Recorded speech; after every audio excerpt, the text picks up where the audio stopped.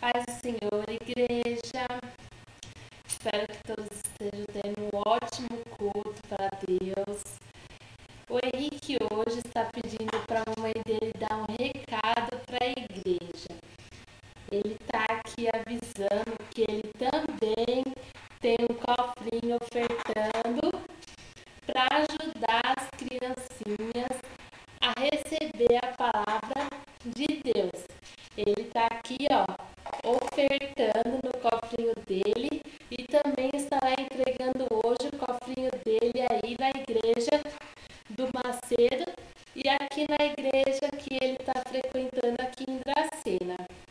É muito importante a gente estar ajudando as outras crianças, as outras pessoas a estar recebendo a palavra de Deus.